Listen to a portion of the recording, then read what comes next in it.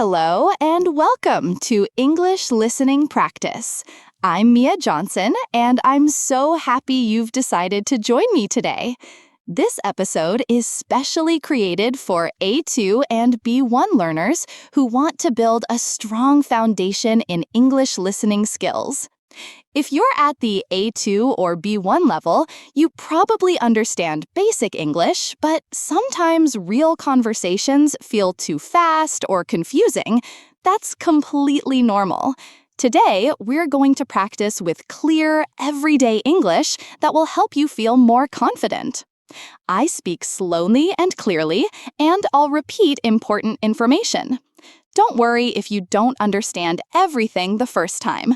Learning to listen takes practice, and I'm here to help you every step of the way. Today's episode has 5 different listening sections. We'll practice with shopping conversations, family discussions, asking for directions, talking about hobbies, and planning weekend activities. Each section gets a little bit more challenging, so you'll build your skills gradually. After each listening section, I'll ask you some simple questions to check your understanding. Then I'll explain important vocabulary and grammar patterns. You can pause the episode anytime to think about the questions or take notes. Remember, the goal is not to be perfect. The goal is to understand the main ideas and to feel more comfortable listening to English. Even native speakers sometimes ask, "What did you say?" or "Can you repeat that?" So don't worry if you need to listen more than once. I recommend having a notebook ready to write down new words or phrases that you find interesting. At the end of the episode, I'll give you some homework to practice these new words in your daily life. Are you ready to build your listening foundation? Let's start with our first conversation. Our first listening practice is a shopping conversation. You'll hear me talking with a store employee about buying food for a dinner party. This is the kind of conversation you might have every day, so it's very useful to practice. Listen for these things. What food am I buying? How much does it cost? What problem do I have? Don't worry about understanding every word. Focus on the main information. I'll speak slowly and clearly. Here's the conversation. Good morning. I'm looking for ingredients to make dinner for my friends tonight. Can you help me? Of course. I'd be happy to help. What are you planning to cook? I want to make pasta with tomato sauce and a green salad. I need tomatoes, onions, garlic, and lettuce. Great choice. All of those items are fresh today. The vegetables are in aisle 3 and the pasta is in aisle 5. How many people are you cooking for? 6 people, including myself. Do you think 4 tomatoes will be enough? For 6 people, I'd suggest 6 or 7 tomatoes. You want to make sure you have enough sauce. The tomatoes are very good today. They're sweet and juicy. Perfect. I'll take 7 tomatoes. Oh, and I need olive oil too. Where can I find that? The olive oil is in aisle 2 next to the vinegar. We have different sizes. The medium bottle is popular for cooking. Thank you. One more question. Do you have fresh bread? I'd like to serve bread with the pasta. Yes, we do. Our bakery makes fresh bread every morning. We have Italian bread, French bread, and dinner rolls. The Italian bread goes perfectly with pasta. I'll take 1 Italian bread, please. How much will everything cost? Let me calculate. The tomatoes are $3.50. Onions are $1.20, garlic is $0.80, lettuce is $2, olive oil is $4.99, and the bread is $2.50. That's $14.99 total. That sounds reasonable. Oh, wait, I forgot. I need cheese too. Do you have Parmesan cheese? Yes, we have fresh Parmesan cheese at the deli counter. It's $6.99 per pound. How much would you like? Half a pound should be enough. So that's $3.50 more? Exactly. Your new total is $18.49. Perfect. Can I pay with a credit card? Of course. You can pay at register number 2. Is there anything else I can help you find? No, that's everything. Thank you so much for your help. You're very welcome. I hope you have a wonderful dinner party tonight. Now, let's check your understanding. I'll ask you some questions about the conversation. Take your time to think about each answer. Question 1. What is the customer planning to cook?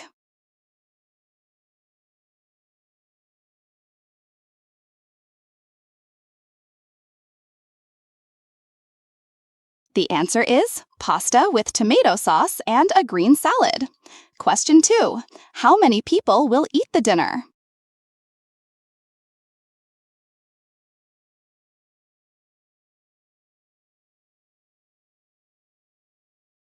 6 people, including the customer. Question 3. How many tomatoes did the store employee recommend?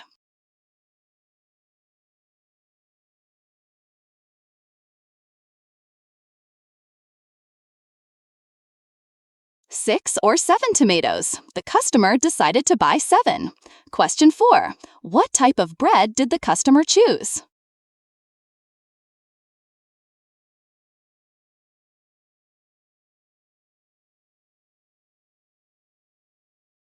'Italian bread, because it goes perfectly with pasta.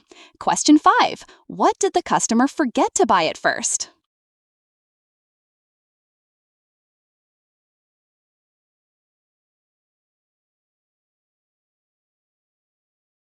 'Parmesan cheese. The customer remembered after calculating the first total.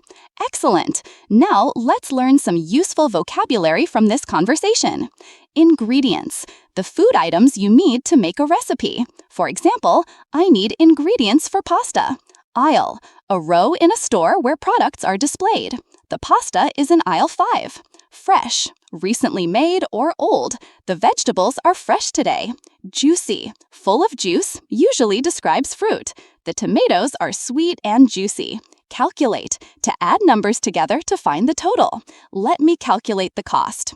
Reasonable. Fair, not too expensive. That sounds reasonable. Deli counter. The place in a store where they cut fresh meat and cheese. Register. The place where you pay for your items.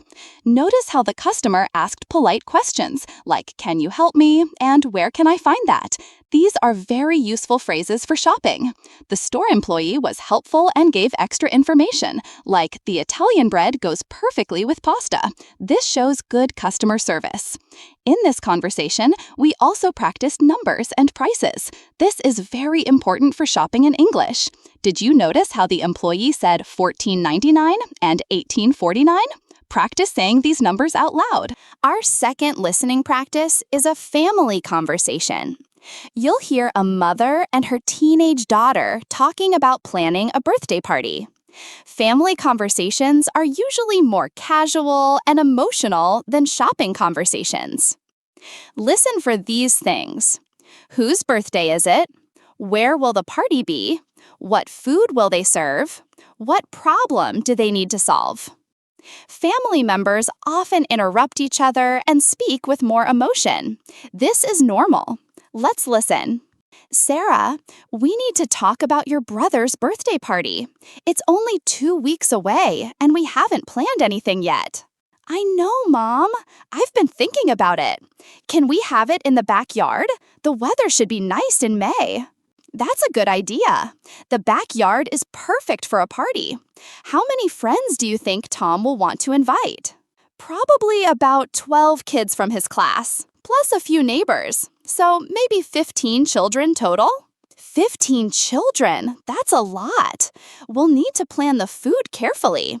What kind of cake does Tom like? He loves chocolate cake. Remember last year when Grandma made that amazing chocolate cake with chocolate frosting? He ate 3 pieces. Oh yes, I remember. But Grandma lives far away now.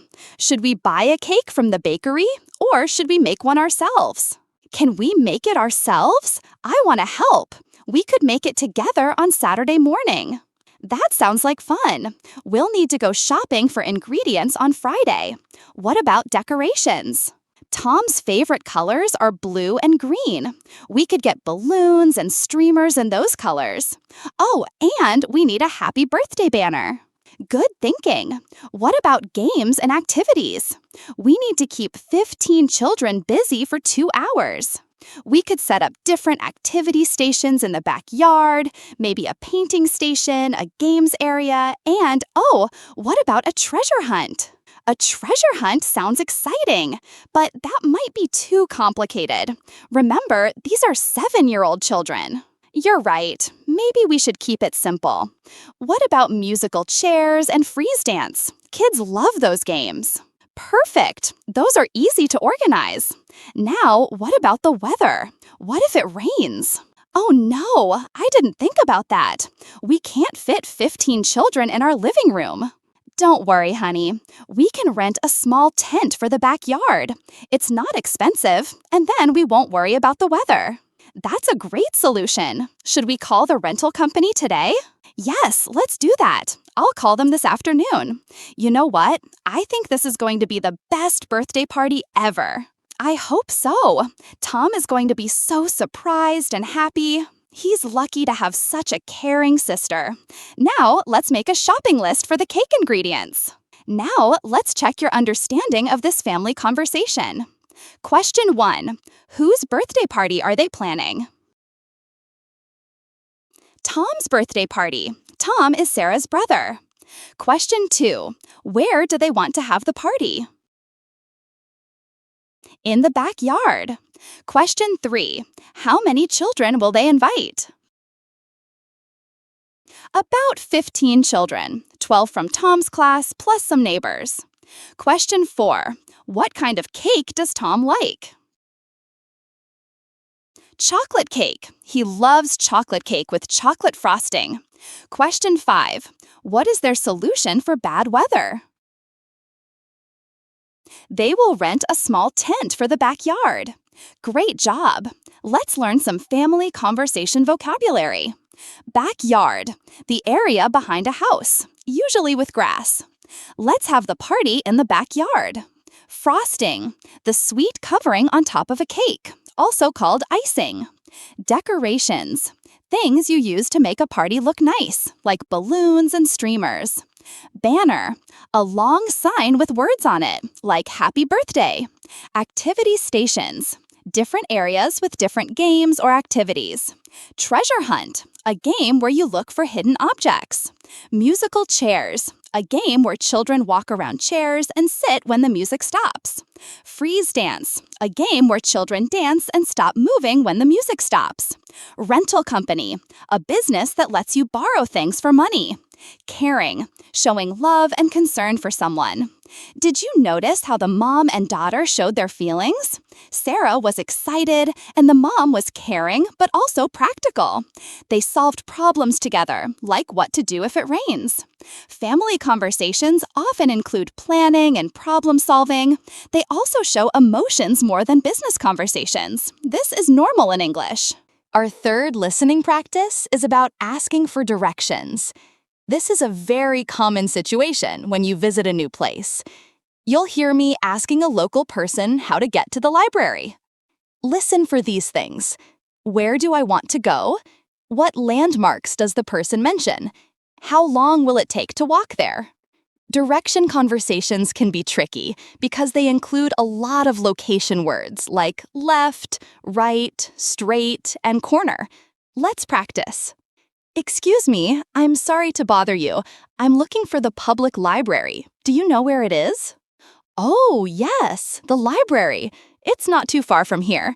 Are you walking or driving? I'm walking. I'm staying at the hotel down the street. Perfect. It's about a 10-minute walk. Let me give you directions. First, walk straight down this street for about 3 blocks. Okay, straight down this street for 3 blocks. Got it. When you reach the big intersection with the traffic light, turn left. You'll see a coffee shop on the corner. That's Cafe Luna. Turn left at the coffee shop. What's the name again?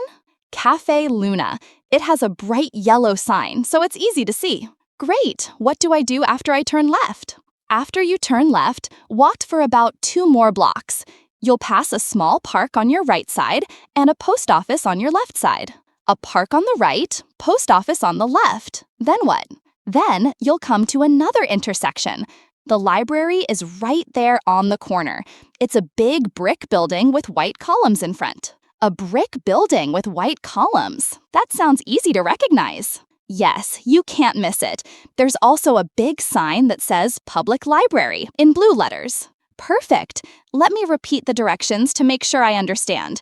Walk straight for 3 blocks. Turn left at Cafe Luna, walk 2 more blocks past the park and post office, and the library is on the corner. Exactly right. You're a good listener. The library is open until 8 p.m. today, so you have plenty of time. Thank you so much. You've been very helpful. You're welcome. I hope you find what you're looking for at the library. I'm sure I will. Have a great day. You too. Enjoy your visit to our city. Now, let's check your understanding of this directions conversation. Question 1. How long will it take to walk to the library?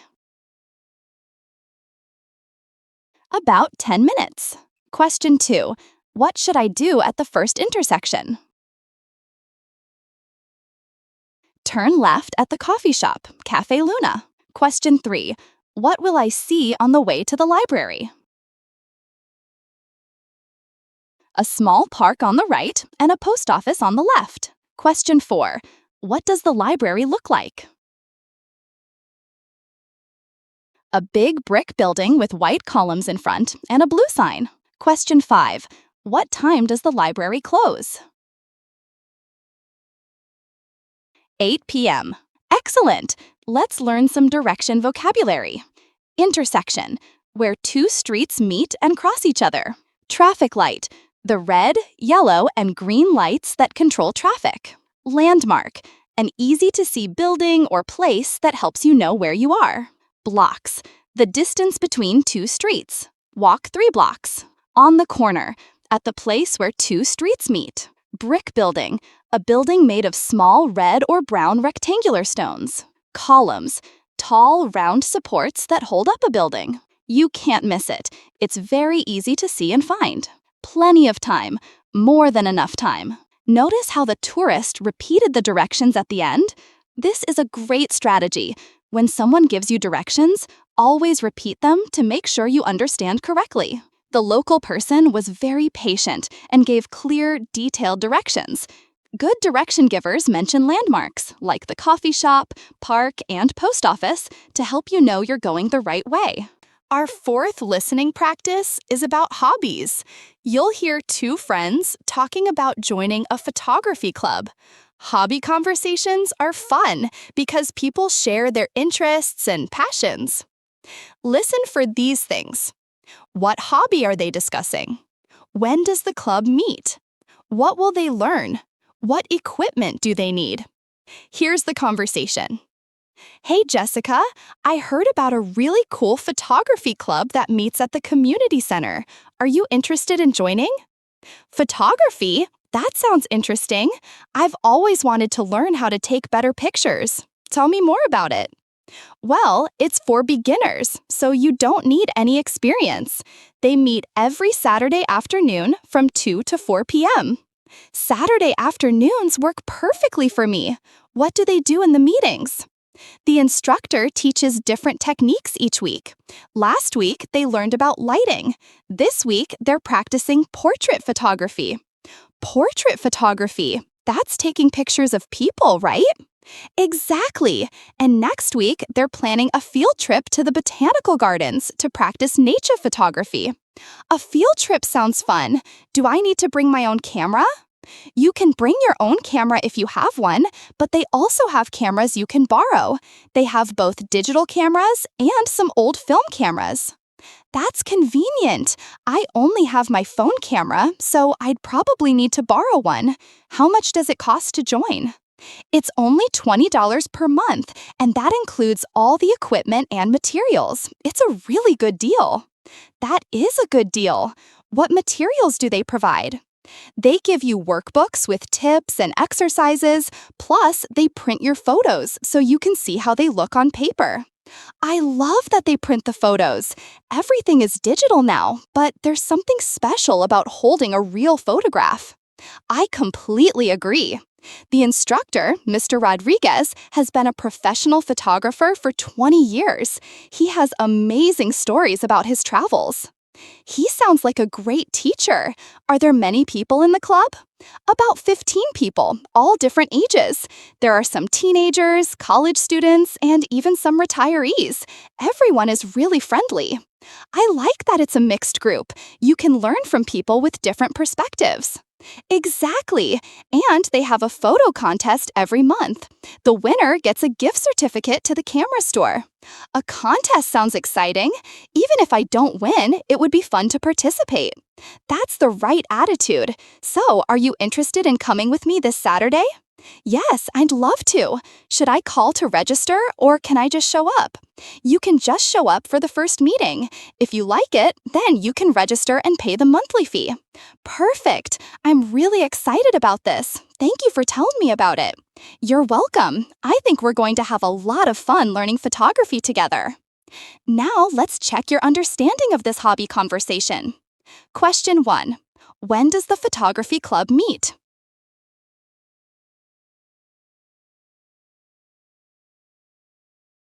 Every Saturday afternoon from 2 to 4 p.m. Question 2. What are they learning this week?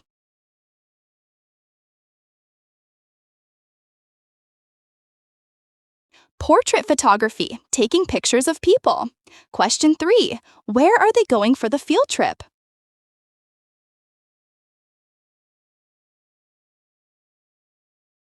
To the botanical gardens to practice nature photography. Question 4. How much does it cost to join the club?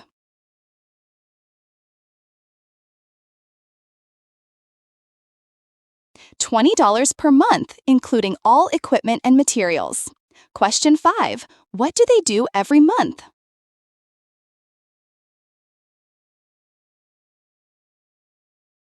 They have a photo contest, and the winner gets a gift certificate to the camera store. Great job! Let's learn some hobby vocabulary. Community center, a public building where people can meet and do activities together. Techniques, special methods or ways of doing something. Lighting, how bright or dark something is in a photograph.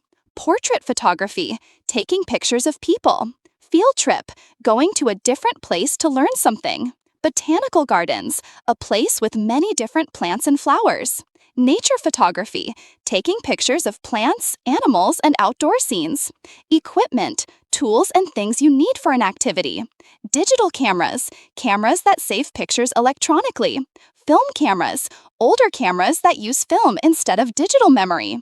Retirees, people who have stopped working because they're older. Mixed group, people of different ages and backgrounds. Perspectives, different ways of seeing and thinking about things. Gift certificate, a paper that you can use like money at a specific store. Register, to sign up officially for something.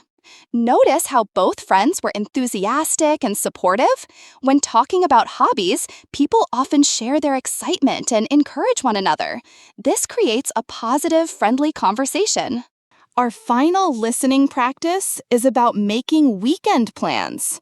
You'll hear two roommates trying to decide what to do on Saturday. This type of conversation happens all the time between friends and family members. Listen for these things. What activities do they suggest? What do they finally decide to do? What time will they meet? Here's the conversation. So, Emma, what do you want to do this Saturday? I don't have any plans yet. Good question. The weather forecast says it's going to be sunny and warm. Maybe we should do something outside. That sounds nice. What kind of outdoor activity are you thinking about? We could go to the beach or maybe have a picnic in the park. Or we could go hiking on one of those trails we've been talking about. I like all those ideas, but I'm not sure I want to drive to the beach. The traffic is always terrible on weekends. You're right about the traffic. What about the park? It's only 15 minutes away by bike. A bike ride to the park sounds perfect. We could pack sandwiches and drinks and have lunch there. Great idea. I haven't been on a picnic in months. Should we invite anyone else? What about our neighbor Jake? He's always complaining that he doesn't get enough exercise. Good thinking. And maybe Sarah from work. She loves outdoor activities. Perfect. So that's 4 people. We'll need to pack enough food for everyone. I can make sandwiches for everyone. What else should we bring? Let me think. We'll need drinks, some fruit, maybe some chips or cookies. Oh, and don't forget a blanket to sit on. A blanket, definitely. And we should bring a frisbee or a ball to play with. A frisbee is a great idea. What time should we meet? How about 11 a.m.? That gives us time to prepare everything in the morning. 11 a.m. works for me. Should we meet here at the apartment? Yes, let's meet here. I'll text Jake and Sarah tonight to invite them. Sounds like a plan. I'm really looking forward to this. It's going to be a fun day. Me too. There's nothing better than good friends, good food, and nice weather. Now let's check your understanding of this weekend planning conversation. Question 1. What will the weather be like on Saturday?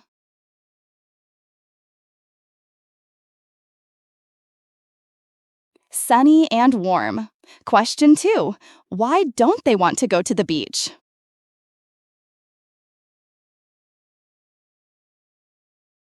Because the traffic is always terrible on weekends. Question 3. How will they get to the park?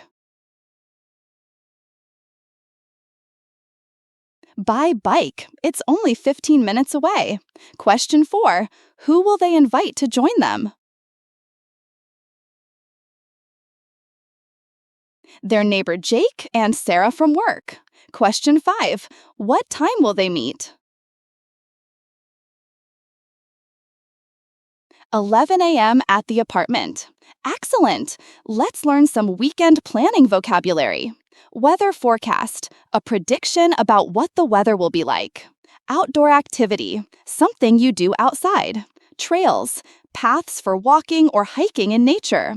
Traffic, cars on the road. Picnic, eating a meal outside, usually in a park. Pack, to put things in a bag or container.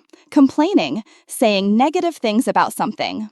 Blanket, a soft cover you put on the ground to sit on. Frisbee, a round disc that you throw to other people as a game. Sounds like a plan. I agree with this idea. Looking forward to, excited about something in the future. Notice how Kelly and Emma worked together to make their plans. They suggested ideas, considered problems like traffic, and found solutions together.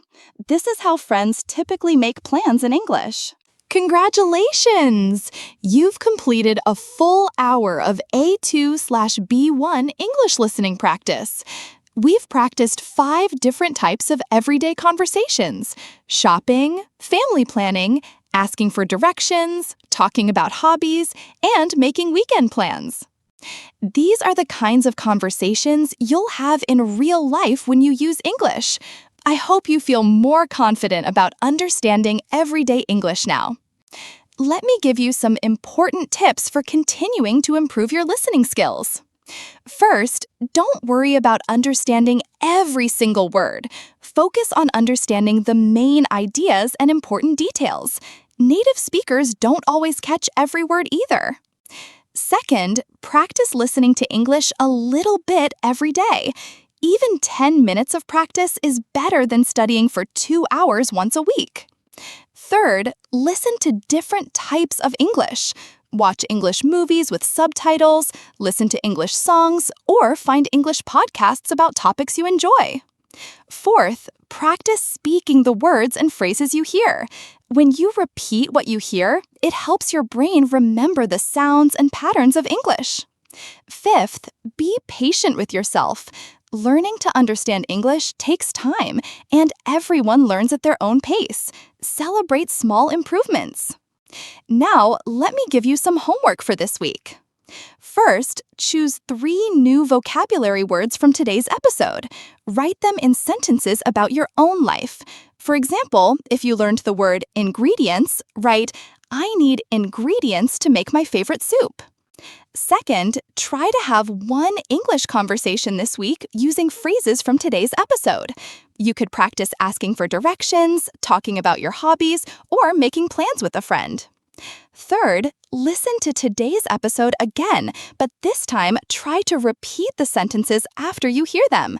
This will help you practice pronunciation and remember the vocabulary. Fifth, let me quickly review some of the most useful phrases from today's episode. For shopping, I'm looking for. Where can I find? How much does it cost? For asking directions, excuse me, I'm looking for. Can you repeat that? Let me make sure I understand. For making plans, what do you want to do? That sounds like a good idea. What time should we meet? For talking about hobbies, I'm interested in. That sounds fun. I'd love to learn how to. These phrases will help you in many different situations. Practice using them until they feel natural. Remember, every time you practice listening, you're building stronger connections in your brain for understanding English. You're doing great work. I want to end with some encouragement. Learning English is not easy, but you're making progress every day. Even if you understood 70% of today's conversations, that's wonderful. Next time, you might understand 75% or 80%. The most important thing is to keep practicing and to be kind to yourself. Every English learner makes mistakes, and that's how we learn. Don't be afraid to ask, "What?" or "Can you repeat that?" Native speakers do this too.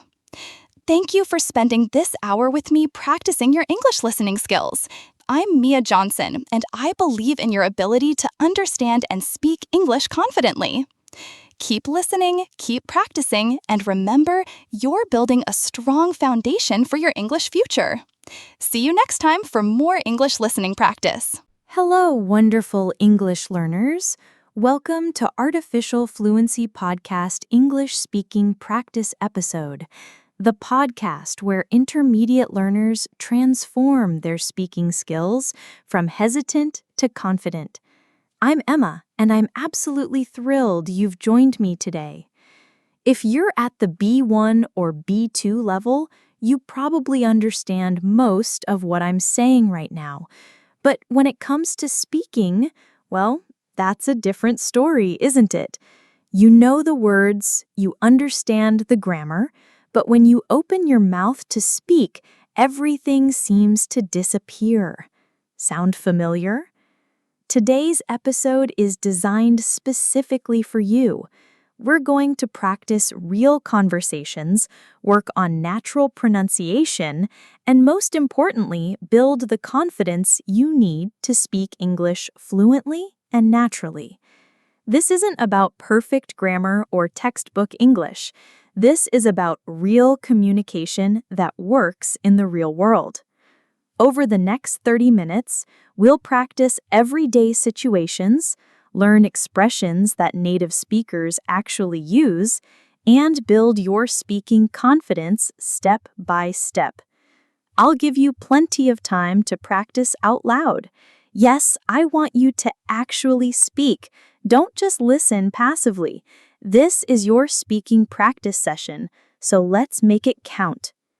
Are you ready to speak English with real confidence? Let's begin. Let's start with a confidence-building warm-up. Speaking anxiety is completely normal for intermediate learners, so we're going to tackle it head-on with some easy, fun exercises. Breathing and relaxation for speaking.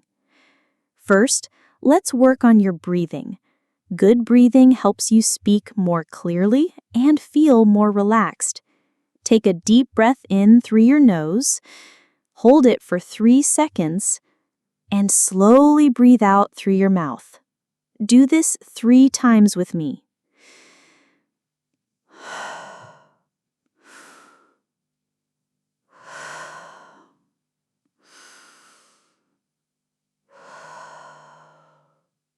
Perfect. Remember, relaxed speakers are confident speakers. Tongue twisters for warm-up. Now let's warm up your mouth muscles with some fun tongue twisters. Don't worry about being perfect. This is just to get your mouth moving and build confidence. She sells seashells by the seashore. Say it with me slowly first. She sells seashells by the seashore. Now a bit faster. She sells seashells by the seashore. Red leather, yellow leather. Slowly. Red leather, yellow leather. Faster. Red leather, yellow leather. Great job! Your mouth is now ready for clear, confident speaking. Positive affirmations for speaking. Let's build your speaking confidence with some positive affirmations.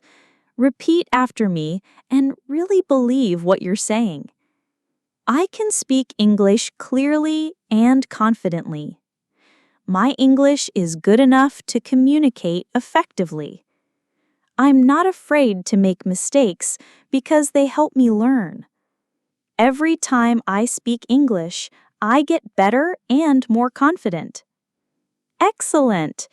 Remember these affirmations throughout our practice session. Confidence is just as important as vocabulary and grammar. Quick fluency check. Now let's do a quick fluency exercise. I'll give you a simple topic and you speak about it for 30 seconds. Don't worry about being perfect. Focus on speaking continuously and confidently. Topic: your morning routine. Start speaking now. Tell me about what you do every morning from when you wake up until you leave home. Keep talking for 30 seconds. Go. Fantastic! How did that feel? Remember, fluency is more important than perfection at this stage. Now let's practice real conversations that you'll have in everyday life. I'll play different roles and you'll respond naturally. Remember, this is about communication, not perfect grammar. Scenario 1. At a coffee shop. Let's practice ordering at a coffee shop. This is a common situation where you need to speak clearly and confidently. Good morning. Welcome to City Coffee. What can I get for you today? Remember to be polite and clear. You might say something like, "Good morning. I'd like a large cappuccino, please." Would you like anything to eat with that? You could say, "Yes, do you have any pastries?" Or, "No, thank you, just the coffee." Absolutely. We have croissants, muffins, and sandwiches. The croissants are fresh from this morning. Try something like, "That sounds great. I'll have a chocolate croissant, please." Perfect. That's a large cappuccino and a chocolate croissant. For here or to go? Great. That'll be $8.50. How would you like to pay? Thank you. Your order will be ready in just a few minutes. Have a seat anywhere you'd like. Excellent practice. Notice how natural conversation includes small talk, questions, and polite responses. Scenario 2. Asking for directions. Now let's practice asking for and understanding directions, a crucial skill for travelers and anyone in a new place. You start. Ask me for directions to the nearest bank. You might say, "Excuse me, could you help me? I'm looking for the nearest bank." Of course, there's a Bank of America just 2 blocks down this street. Walk straight for about 3 minutes and you'll see it on your right, next to a pharmacy. You respond, ask a follow-up question. Good questions might be, "Is it open now?" Or, "How long does it take to walk there?" Yes, it's open until 5 p.m. on weekdays. It should take you about 5 minutes to walk there at a normal pace. You respond, "Thank you," and ask one more question. You could ask, "Thank you so much. Is there an ATM outside?"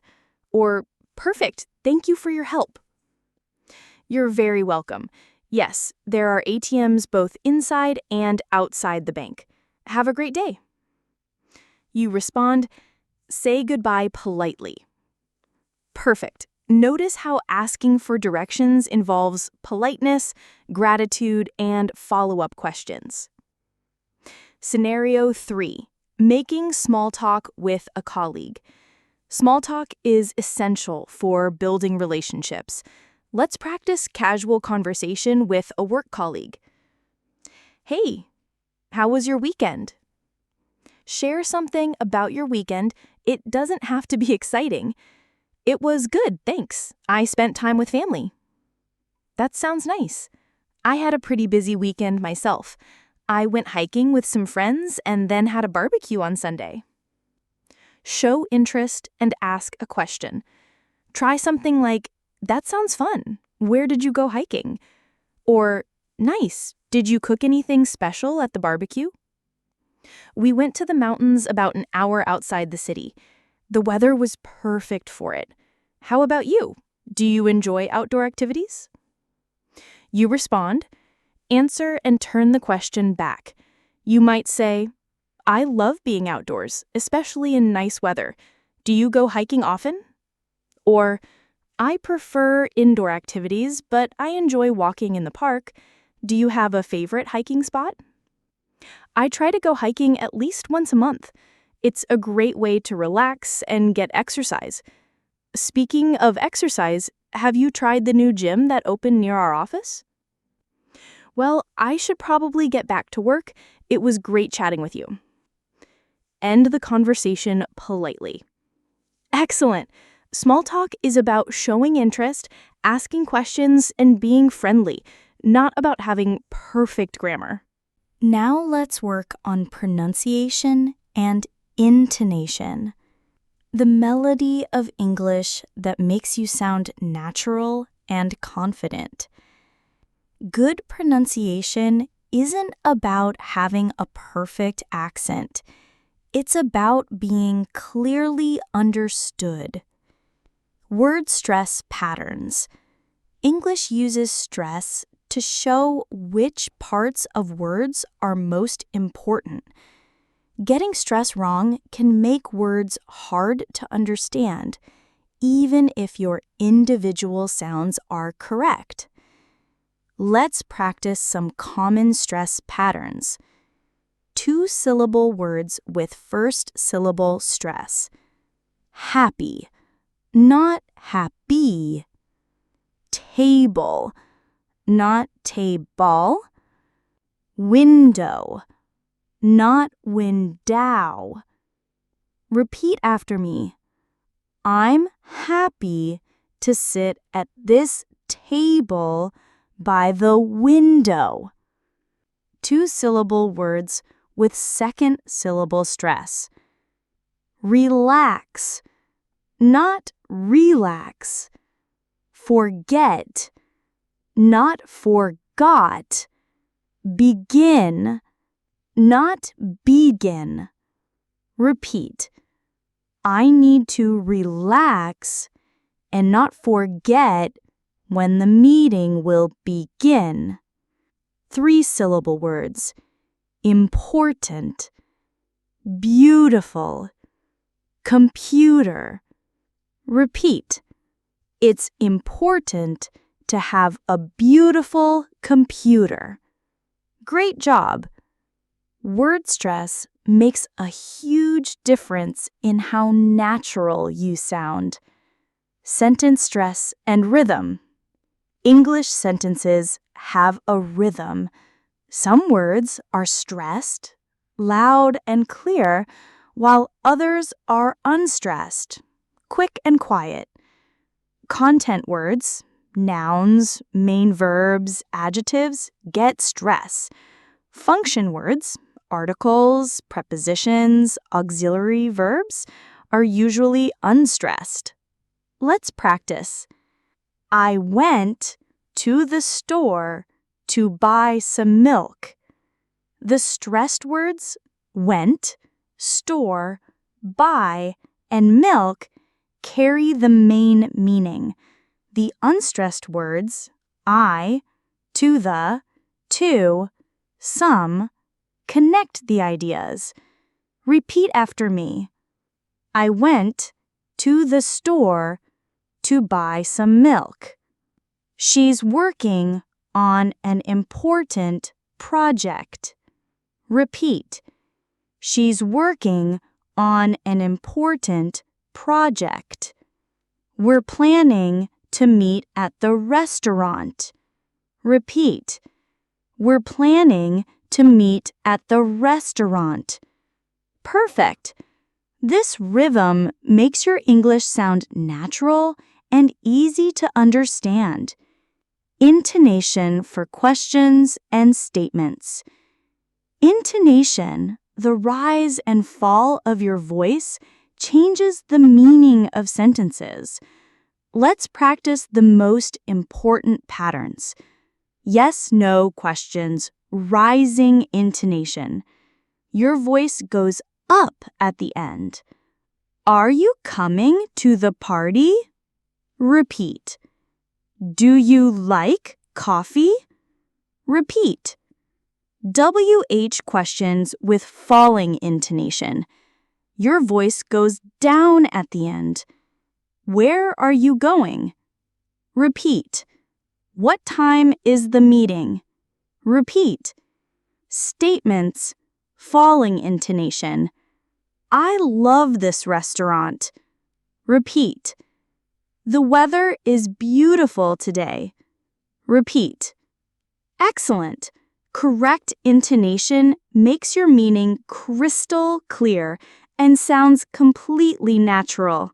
Now let's learn some natural expressions that native speakers use every day. These phrases will make your English sound more fluent and natural, much better than textbook English. Agreeing and disagreeing naturally.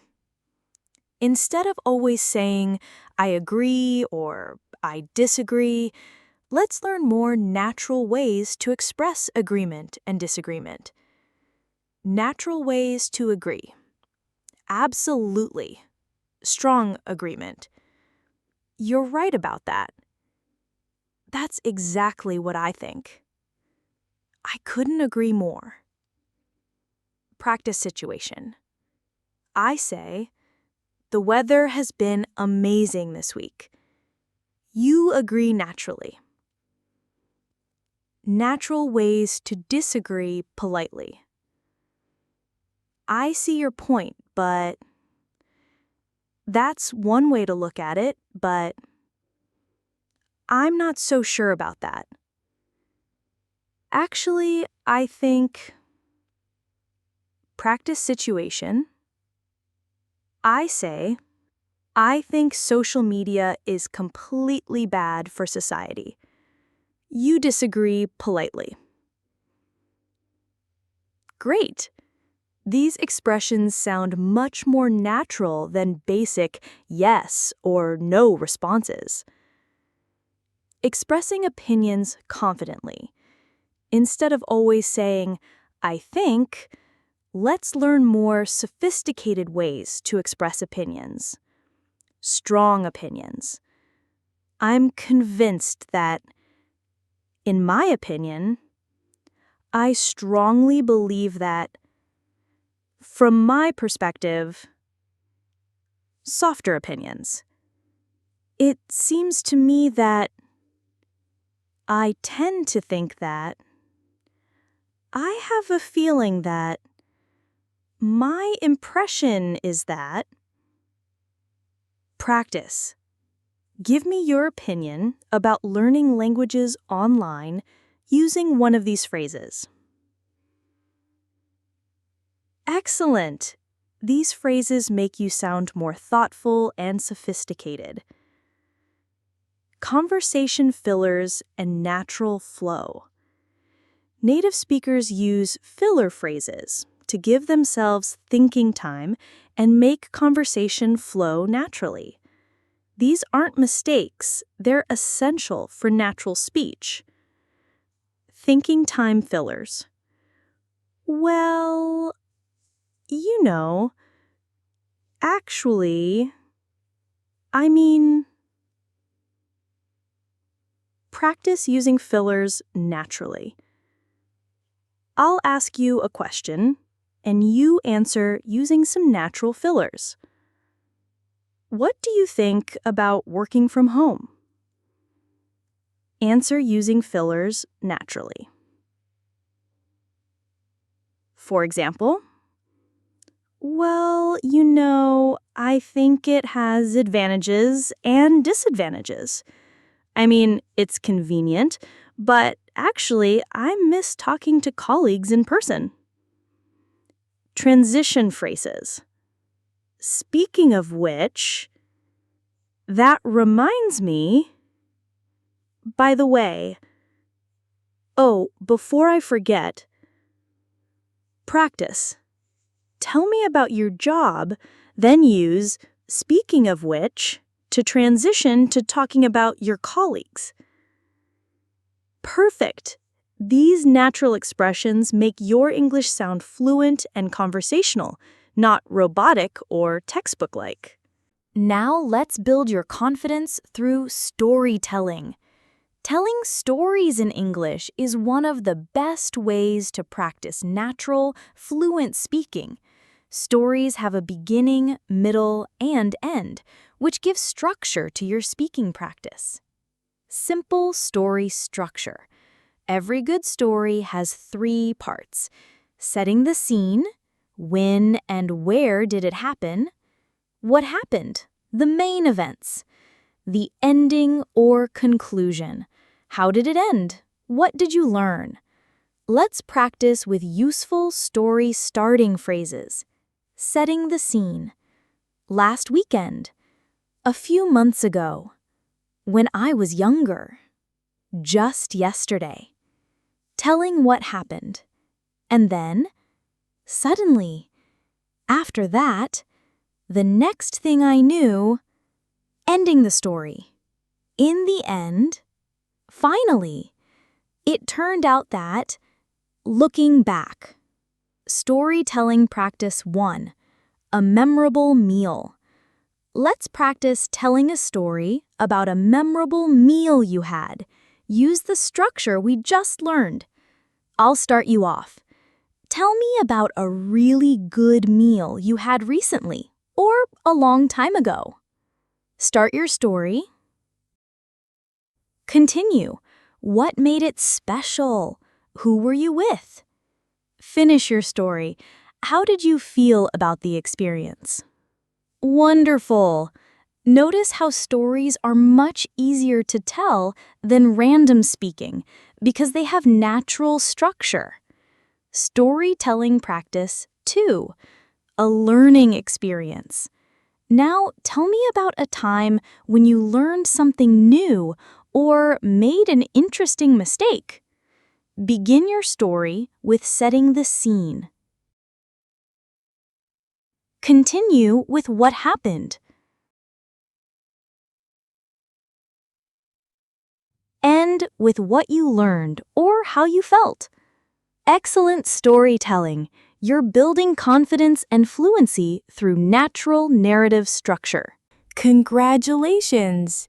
You've just completed 30 minutes of intensive English speaking practice. You've worked on everyday conversations, improved your pronunciation, learned natural expressions, and built confidence through storytelling.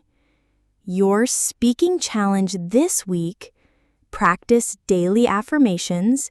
Say those positive speaking affirmations every morning. Have one real conversation. Use the natural expressions we learned today. Tell one story. Practice the storytelling structure with a friend or even by yourself. Focus on rhythm. Remember that English has stressed and unstressed words. Use natural fillers. Don't be afraid of, well, actually, and, Remember, confidence comes from practice, not perfection.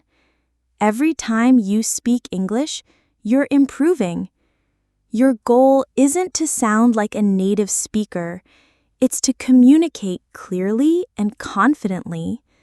You have everything you need to speak English with real confidence. Trust yourself, practice regularly, and don't be afraid to make mistakes. They're proof that you're trying and learning. Thank you for practicing with me today. Keep speaking, keep practicing, and keep building that confidence. I believe in you, and I know you can achieve your English speaking goals. Until next time, speak English with pride and confidence. You've got this.